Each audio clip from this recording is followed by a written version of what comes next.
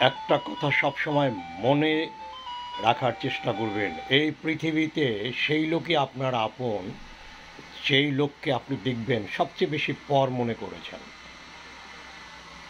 আমরা স্ত্রীকে সবচেয়ে বেশি নিগৃহীত মনে করি বাহিরের মেয়ে। দিনের শেষে স্ত্রী আপনার সাথে শয্যা সঙ্গিনী হয় যখন তার কাছ থেকে আপনার কোনো চাওয়া পাওয়ার থাকে না, শুধুই আপনার কষ্টের ভাগীদার। সময়ের বিবর্তনে পিতামাতাও আপনার সাথে কন্টিনিউশন করে না। সো স্ত্রীর রিলেশনটাকে এত নেগেটিভলি ছোট ভাবার কিছু নেই।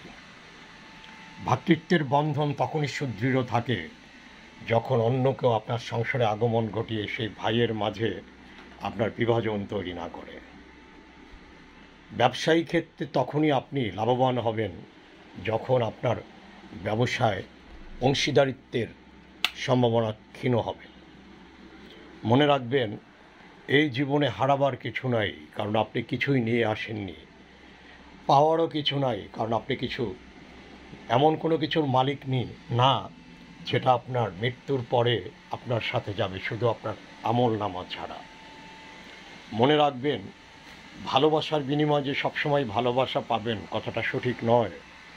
আঘাত প্রতিঘাত পেতেই পারেন, তাই বলে ভালোবাসা থেমে থাকবে না।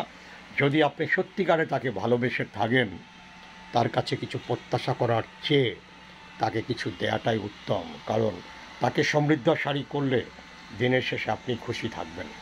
ভালোবাসার কোনো বিকল্প নেই। সৈয়দ সুফি সাহেব।